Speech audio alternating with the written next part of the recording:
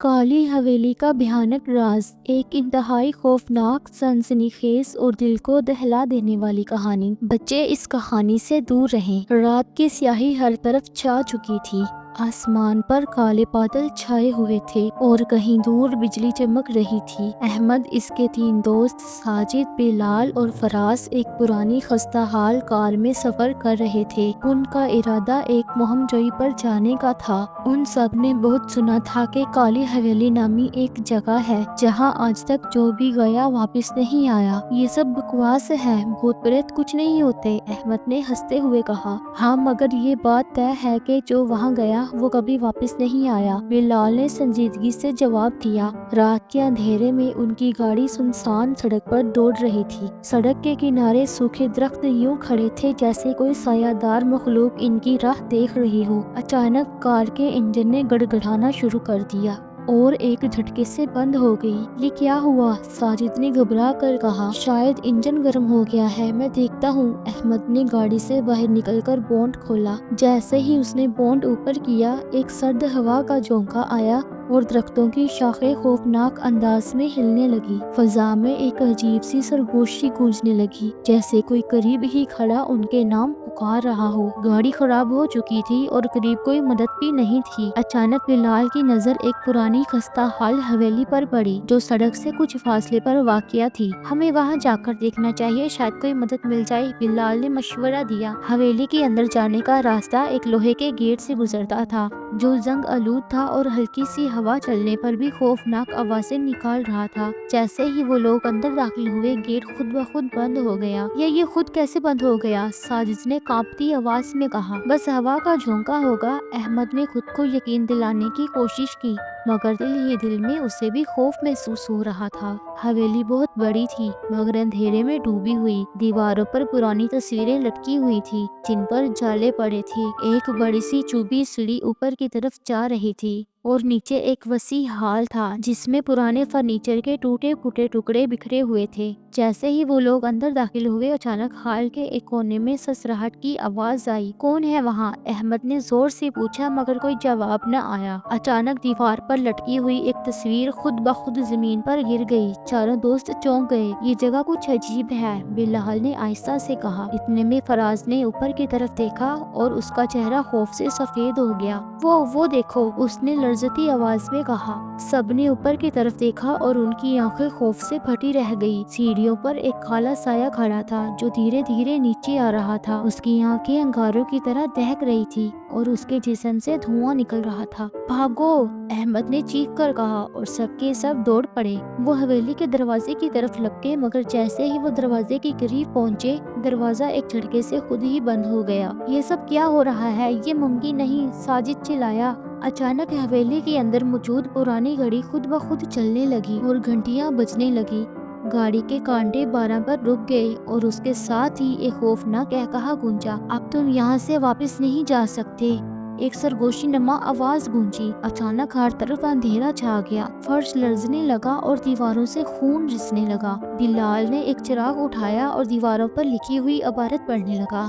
یہاں جس نے قدم رکھا وہ کبھی واپس نہیں گیا، یہاں جس نے قدم رکھا وہ کبھی واپس نہیں گیا۔ یہ حویلی 1 صدی پرانی ہے اور اس کے مالک نے اپنی بیوی اور بچوں کو قتل کر کے ان کی لاشیں یہیں دفن کر دیں۔ اس کے بعد سے یہ حویلی آسیب زدہ ہے، جو یہاں آتا ہے وہ ان کی ارواح کا شکار ہو جاتا ہے۔ ہمیں یہاں سے نکلنا ہوگا، احمد نے کہا، مگر جیسے ہی وہ لوگ حرکت کرنے لگے، سایہ اچانک ان کے پیچھے نمودار ہوا اور اپنی بھیانک آواز میں بولا، اب بہت دیر ہو چکی ہے۔ حویلی کی دیواروں سے رسنے والا خون اب فرش پر پھیلنے لگا تھا اور کمرے میں ایک شدید بدبو بھر گئی تھی۔ احمد، بلال، ساجد اور فراز سبھی خوف کے مارے پسینے میں بھیگ چکے تھے۔ ہمیں نکلنا ہوگا، بلال تقریباً رو پڑا۔ لیکن کیسے؟ دروازہ تو بند ہو چکا ہے، ساجد نے گھبرا کر کہا۔ شاید کوئی دوسرا دروازہ ہو، احمد نے مشورہ دیا اور وہ چاروں ایک اور دروازے کی طرف لپکے۔ یہ دروازہ ہال کے پیچھے کی طرف تھا اور کافی پرانا لگ رہا تھا۔ جیسے ہی احمد نے دروازے کو دھکا دیا، وہ ایک ایک عجیب سی چچراہٹ کے ساتھ کھل گیا۔ اندر مکمل اندھیرا تھا اور ایک عجیب سی سرگوشی مسلسل سنائی دے رہی تھی،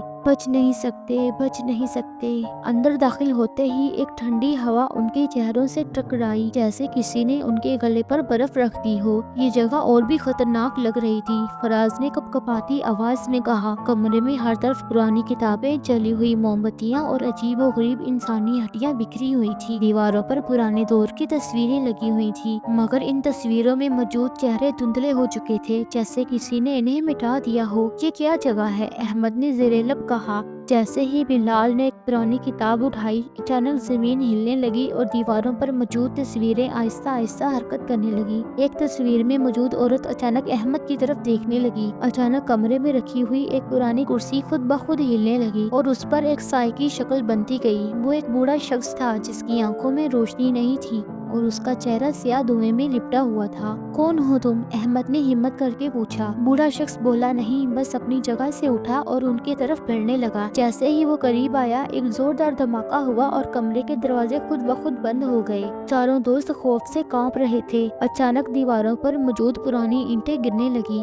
اور ان کے نیچے سے بوسیدہ لاشیں نظر آنے لگی۔ ان کے چہرے پر گوشت نہیں تھا، ان کے ڈھانچے اب بھی جکڑے ہوئے تھے، جیسے انہیں زندہ دیوار میں دفن کر دیا گیا ہو۔ یہ سب کیا ہے؟ یہ سب کیا ہو رہا ہے؟ ساجد تقریباً بے ہوش ہونے لگا۔ تبھی وہی آواز دوبارہ گونجی، یہاں سے زندہ کوئی نہیں جائے گا۔ بوڑھے شخص کا سایہ آہستہ آہستہ پھیلنے لگا اور اس نے اپنے ہاتھ اٹھائے۔ اچانک بلال کی گردن میں ایک زبردست چبھن محسوس ہوئی، جیسے کسی نے کوئی نکیلی چیز اس کے اندر گھسا دی ہو۔ احمد کچھ کرو، میں مر رہا ہوں، بلال کراہتے ہوئے بولا۔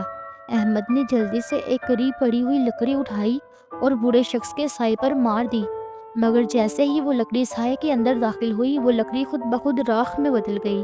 یہ کوئی عام چیز نہیں، یہ کوئی شیطانی طاقت ہے، احمد نے کپ کپاتے ہوئے کہا۔ اتنے میں فراز کو دیوار پر ایک اور پرانی عبارت لکھی ہوئی نظر آئی، جسے خون سے لکھا گیا تھا، اگر تمہیں زندہ نکلنا ہے تو پچھلے کمرے میں جاؤ اور وہ شے ڈھونڈو جو سب سے زیادہ چمک رہی ہو، بس وہی تمہیں یہاں سے آزاد کر سکتی ہے۔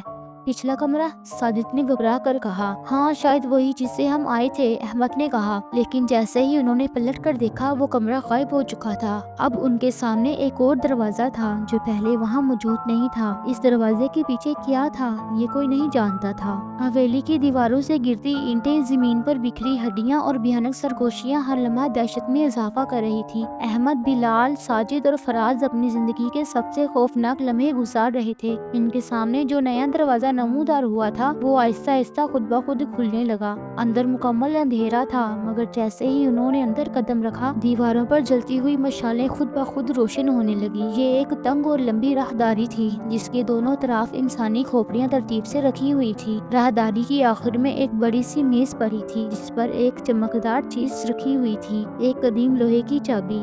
یہی ہوگی وہ چابی جو ہمیں یہاں سے نکلنے کا راستہ دے گی، احمد نے پرجوش انداز میں کہا۔ بلال نے کانپتے ہاتھوں سے چابی اٹھائی، مگر جیسے ہی چابی اس کے ہاتھ میں آئی، پورا کمرہ لرزنے لگا۔ اچانک کمرے میں ایک بھیانک چیخ گونجی اور وہی کالا سایہ دوبارہ ظاہر ہوا، مگر اب اس کا چہرہ واضح ہو چکا تھا۔ یہ کوئی اور نہیں بلکہ حویلی کا اصل مالک تھا، نواب ظہیر الدین، جس نے 100 سال پہلے اپنی بیوی اور بچوں کو مار کر ان کی روحوں کو حویلی میں قید کر دیا تھا۔ یہ چابی تمہیں یہاں سے نہیں نکال سکتی، تم سب ہمیشہ کے لیے میرے ساتھ قید رہو گے، وہ گرجدار آواز میں بولا۔ احمد نے جلدی سے چابی کو اپنی جیب میں ڈالا اور بولا، ہمیں دوڑنا ہوگا، یہ ہمارا آخری موقع ہے۔ چاروں نے پوری طاقت سے دوڑنا شروع کر دیا۔ راہداری کے اختتام پر ایک بہت بڑا دروازہ تھا، جس پر بڑا سا قفل لگا ہوا تھا۔ یہی موقع ہے، چابی جلدی لگاؤ، ساجد نے چیختے ہوئے کہا۔ بلال نے کانپتے ہاتھوں سے چابی قفل میں ڈالی اور گھما دی۔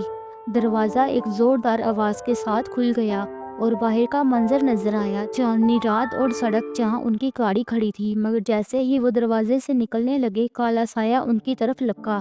تم بچ نہیں سکتے، وہ دھاڑا۔ اب سب کچھ لمحوں کا کھیل تھا، اگر وہ دروازہ بند ہو جاتا تو وہ ہمیشہ کے لیے اس حویلی میں قید ہو جاتے۔ دوڑو، احمد چلایا اور چاروں دوست اپنی پوری طاقت سے بھاگے۔ جیسے ہی آخری دوست فراز دروازے سے باہر نکلا، دروازہ خود بخود زوردار آواز کے ساتھ بند ہو گیا اور ایک بھیانک چیخ فضا میں گونجی۔ حویلی اب دوبارہ تاریکی میں ڈوب چکی تھی۔ چاروں دوست ہانپتے ہوئے سڑک پر گر پڑے۔ ان کی گاڑی وہیں کھڑی تھی، مگر حیرت کی بات یہ تھی کہ وہ صحیح سلامت تھی۔ تھی جیسے کوئی بھی خواب ہی نہیں تھی۔ یہ سب حقیقت تھی یا خواب؟ بلال نے کانپتی آواز میں کہا۔ یہ حقیقت تھی اور ہمیں اب کبھی بھی ایسی جگہوں پر جانے کی غلطی نہیں کرنی چاہیے، احمد نے سرد آہ بھرتے ہوئے کہا۔ وہ سب گاڑی میں بیٹھے اور تیزی سے وہاں سے نکل گئے۔ جیسے ہی ان کی گاڑی سڑک پر دور ہوتی گئی، حویلی کی کھڑکی میں وہی سایہ دوبارہ نمودار ہوا اور آہستہ آہستہ دھند میں غائب ہو گیا۔